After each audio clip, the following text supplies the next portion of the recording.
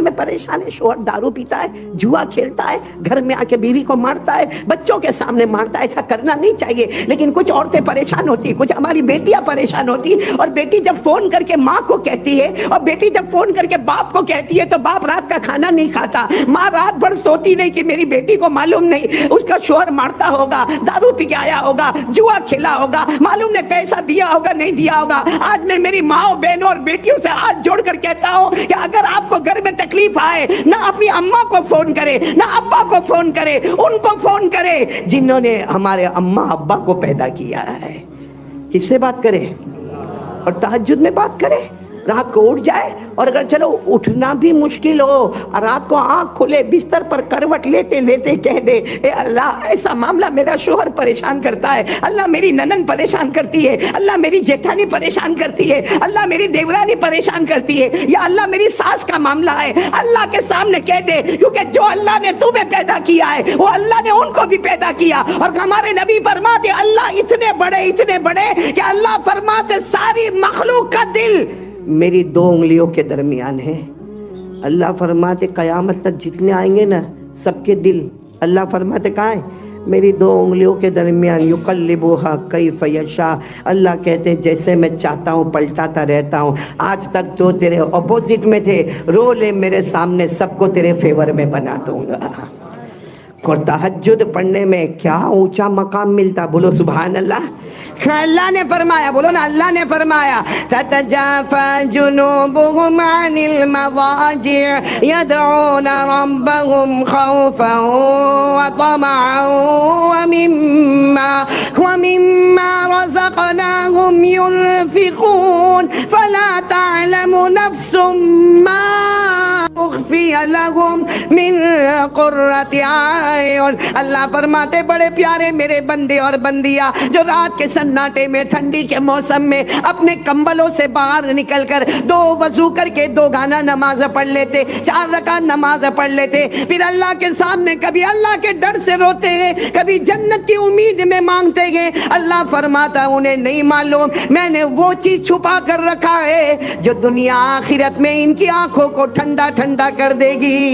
بولو سبحان اللہ. تو پہلا کام اللہ کے واسطے نکلنا.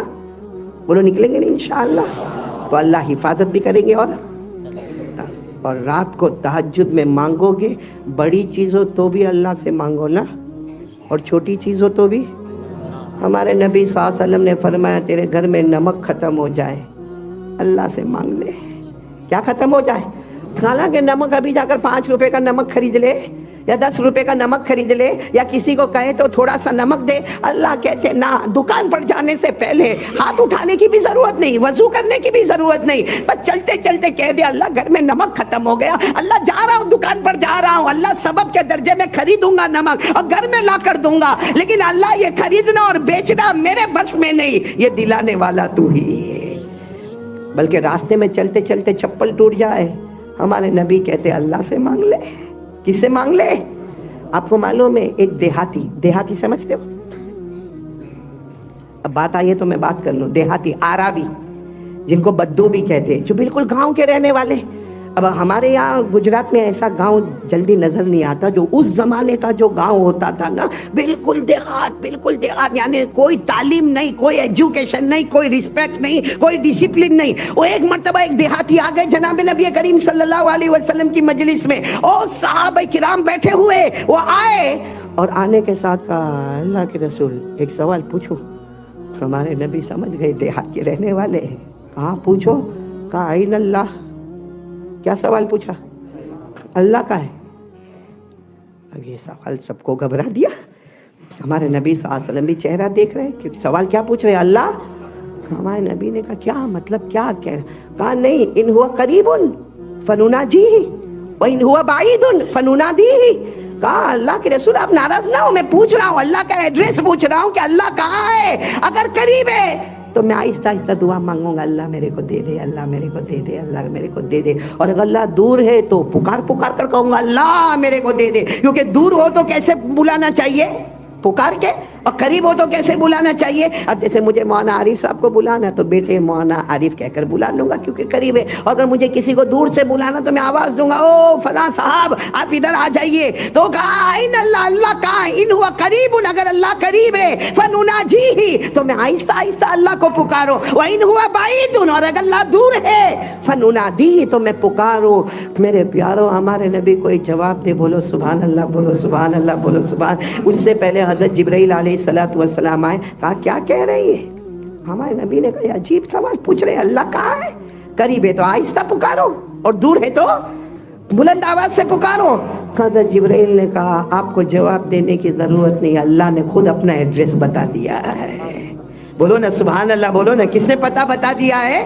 ہمارے نبی صلی اللہ علیہ وسلم نے پوچھا، اللہ نے اپنا پتہ بتا دیا. کہا قرآن پاک کی آیت بن گئی سورہ بقرہ میں، سب پڑھیں گے میرے ساتھ میں. وَإِذَا سَأَلَكَ عِبَادِي عَنِّي فَإِنِّي قَرِيبٌ أُجِيبُ دَعْوَةَ الدَّاعِ إِذَا دَعَانِ فَلْيَسْتَجِيبُوا لِي وَلْيُؤْمِنُوا بِي لَعَلَّهُمْ يَرْشُدُونَ. اللہ تبارک و تعالیٰ فرماتے میرے محبوب اگر کوئی بھی بندہ میرا ایڈریس پوچھے، کوئی بھی بندہ میرے بارے میں پوچھے تو کہہ دینا کہ میں بہت قریب ہوں. بولو میں بہت. تو وہ صحابی تو دیہاتی تھے، تاکہ ہاں جواب مل گیا. اللہ کیسے ہے؟ یعنی بولو نا بہت. پھر وہ دیہاتی تھے، کہنے لگے قریب ہے تو کتنے قریب ہے اللہ؟ کہا میرے نبی آپ بھی تو میرے سامنے بیٹھے ہیں، آپ بھی تو قریب ہیں، اللہ کتنے قریب ہے؟ حضرت جبرائیل علیہ السلام پھر آئے، کہا کیا پوچھ رہے؟ کہا یہ پوچھ رہے اللہ قریب ہے مگر کتنے قریب ہے؟ حضرت جبرائیل نے کہا فکر نہ کرے، اللہ نے اس کا بھی جواب دے دیا. بولو سبحان اللہ. اور یہ جواب 26ویں پارے میں. کون سے پارے میں؟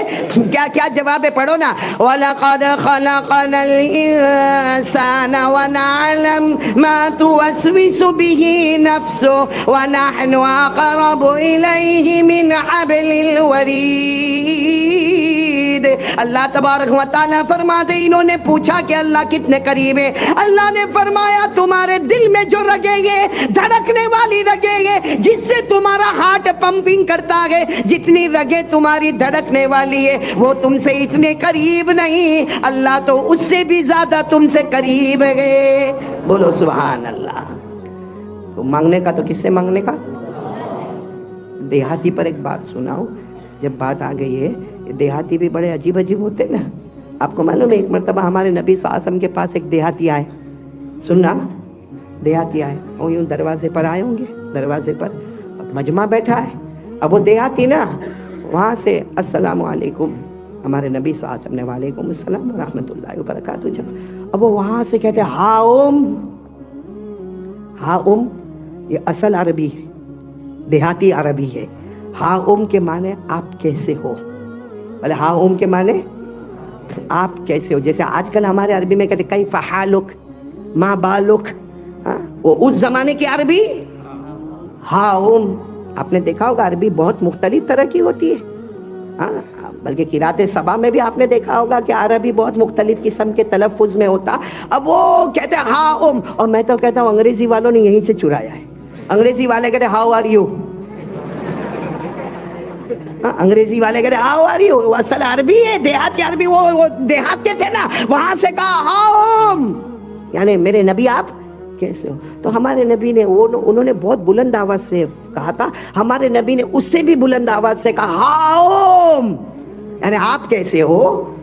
تو وہ تو دیہاتی تھے، کہنے لگے اچھا میری آواز کے اوپر ان کی آواز، ہم دیہات میں اتنا چلانے والے، ہماری آواز تو بڑی مشہور ہوتی. تو انہوں نے کہا نہیں مجھے میری آواز کو بتانا ہوگا. انہوں نے اور بلند آواز سے کہا ہاؤ ام. تو ہمارے نبی نے اور بلند آواز سے فرمایا ہاؤ ام. اب وہاں سے وہ اور بلند آواز سے ہاؤ ام، یہاں سے ہمارے نبی اور اونچی آواز سے ہاؤ ام. اب ہاؤ ام ہاؤ ام ہاؤ ام ہاؤ ام، یہ چاروں طرف سے. تو حضرت ابوبکر رضی اللہ تعالیٰ عنہ آئے، ہمارے نبی کے قریب آئے. وہ دیہاتی ہے، وہ دیہاتی ہے، وہ تو کہتے ہی جائیں گے ہاؤ ام ہاؤ ام. آپ کیوں کہہ رہے؟ اور وہ جتنی بلند آواز سے کہہ رہے اس سے زیادہ بلند آواز آپ کر رہے، آپ کیوں تکلیف اٹھا رہے؟ ہمارے نبی کی آنکھوں میں آنسو تھے. قربان جاؤ ہمارے نبی پر. کہا مجھے معلوم ہے وہ دیہاتی ہے، اور مجھے معلوم ہے کہ وہ بلند آواز سے کہتے ہیں، لیکن میں اپنی آواز کو اس سے اوپر رکھتا ہوں، کیونکہ میرے اللہ نے فرمایا میرے محمد آپ کی آواز اوپر رہے گی، امتی کی آواز نیچے رہے گی۔ اگر امتی کی آواز اوپر ہو گئی، آپ کی آواز نیچے ہو گئی، تو اس امتی کا ایمان چھین لیا جائے گا۔ میں نہیں چاہتا ہوں کہ ان کا ایمان چھین لیا جائے۔ وہ میرے امتی ہے، وہ کلمہ پڑھنے والے ہیں، وہ جتنا بلند آواز سے ہاں کہیں گے، میں اس سے زیادہ ہاں کہوں گا، تاکہ اللہ کو کہوں گا اللہ میری آواز اوپر تھی، میرے امتی کی آواز نیچے تھی۔ اگر اللہ نہ کرے ان کی آواز اوپر ہو جائے گی اور میری آواز نیچے ہو جائے گی، تو اللہ کہتا ہے کہ جس امتی نے نبی کے اوپر آواز اٹھائی، اللہ اس کا ایمان ہی ختم کر دیتے ہیں۔ قرآن کریم میں اللہ نے فرمایا لا ترفعوا اصواتکم فوق صوت النبی ولا تجهروا له بالقول كجهر بعضكم لبعض۔ آگے اللہ نے کیا فرمایا؟ کسی امتی کی آواز اوپر ہو گئی اور نبی کی آواز نیچے ہو گئی، ان تحبط اعمالکم۔ بہت سے لوگوں نے اعمالکم کا ترجمہ کیا ایمانکم، امام بخاری بھی کہتے ہیں ایمانکم، ان تحبط اعمالکم وانتم لا تشعرون۔ اللہ فرماتے اگر امتی کی آواز اوپر ہو گئی، نبی کی آواز نیچے ہو گئی، اللہ تمہارا ایمان چھین لے گا، تمہیں پتہ بھی نہ چلے گا۔ ہمارے نبی فرماتے ان کے ایمان کو بچانا ہے، بولو سبحان اللہ۔ ایسا معاملہ ہوتا۔ حضرت حکیم الامت، بولو کون؟ حضرت مولانا اشرف علی ایک مرتبہ بیان فرما رہے تھے، کوئی دیہاتی آئے تھانہ بھون میں، کوئی دیہاتی آئے اور وہ حضرت کے لیے تربوز لے کر آئے۔ تربوز سمجھتے ہو کیا؟ کلنگر وہ لے کر آئے، ایسے آئے وہاں پر اور وہیں سے کہنے لگے دروازے سے، حضرت ہدیہ آپ کے لیے ہدیہ لے کر آیا، کہاں رکھوں؟ اب جیسے میں یہاں بیان کر رہا ہوں اور کوئی وہاں پہ احمد آباد کا 1 کلو مٹھائی کا ڈبہ لے کر آیا، ایسا لائے گا کوئی نہیں۔ زمانے سے احمد آباد آیا ہوں، مولانا حبیبی باندھ کر دیتے، باقی کسی نے کبھی مٹھائی کا ڈبہ جلدی نہیں دیتا۔ مجھے لوگ وہاں کہتے سورت میں احمد آباد کے بسکٹ بہت مشہور ہے، احمد آباد کی بیکریاں بہت مشہور ہے، اور احمد آباد کے وہ حلوے بہت مشہور ہیں۔ میں نے کہا احمد آباد میں مولی حبیب مشہور ہے۔ وہ جیسا میں بیان کروں اور اگر کوئی وہاں سے کھڑے ہو کر کہے او قاری احمد علی آپ کا ہدیہ، تو ظاہری بات ہے میں کہوں گا بھائی بیٹھ جا، بعد میں دیکھیں گے جو دیکھنا ہوگا۔ تو حضرت تھانوی رحمۃ اللہ علیہ نے کوئی جواب نہیں دیا، پھر وہ وہاں سے تربوز اٹھا کر کہتا حضرت وہ آپ کے لیے تربوز ہدیہ لایا، کہاں رکھو؟ اب حضرت مولانا اشرف علی تھانوی رحمۃ اللہ علیہ نے بڑے غصے میں آ کر کہا سر پہ رکھ دے، اور پھر آپ نے اپنی مجلس شروع کی۔ وہ گھومتا پیچھے کے دروازے سے آیا، آپ کے سر پر رکھ دیا۔ حضرت نے فرمایا کیا بے ادبی ہے؟ کہا یہی تو ادب ہے، آپ نے فرمایا رکھ دے تو میں نے رکھ دیا۔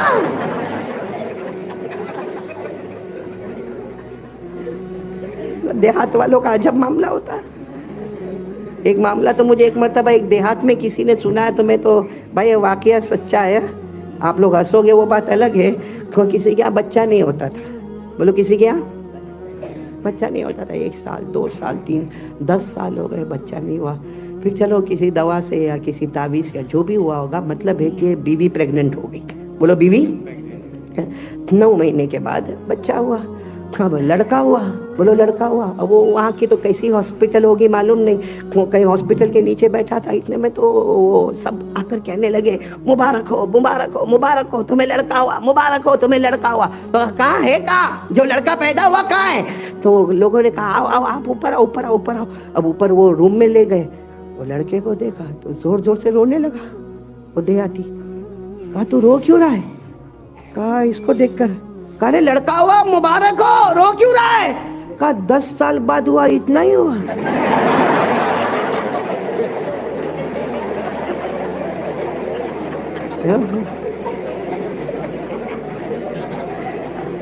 ہاں قاری عبد الباطن یہ معاملہ ہوتا ہے دیہات میں۔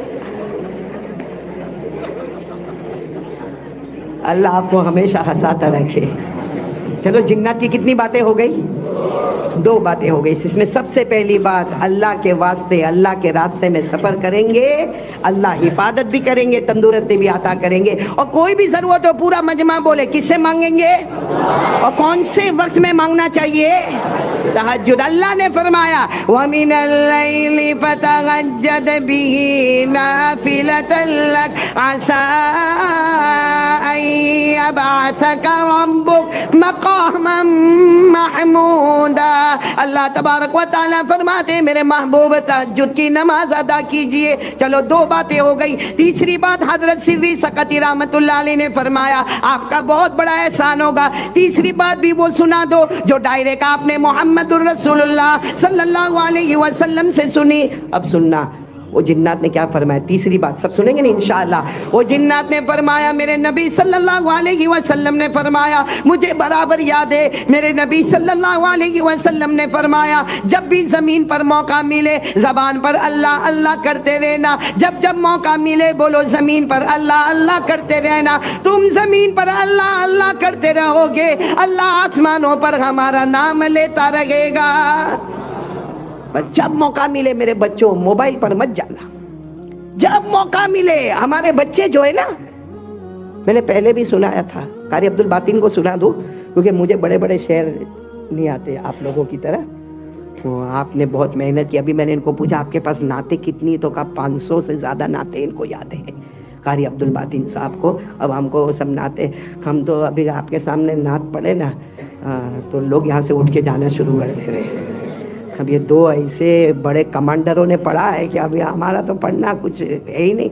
लेकिन कारी अब्दुल बातिन साहब को हम पहले मदरसे में थे ना तो एक शेर आपने भी सुना होगा, हम ये शेर पढ़ा करते थे हमें दुनिया से क्या मतलब। हाँ यानी हम पढ़ा करते थे और हमारे अकाबिरीन भी पढ़ते थे हमें दुनिया से क्या मतलब। ये मदरसा है वतन अपना, मरेंगे हम किताबों पर वरक होगा कफन अपना। वो मालूम नहीं शायर कौन है लेकिन मैं कयामत में माफी मांग लूंगा, मैंने शेर बदल दिया। आज मोबाइल के जमाने में आया ना तो मैंने कहा हमें मदरसे से क्या मतलब। मोबाइल है वतन अपना।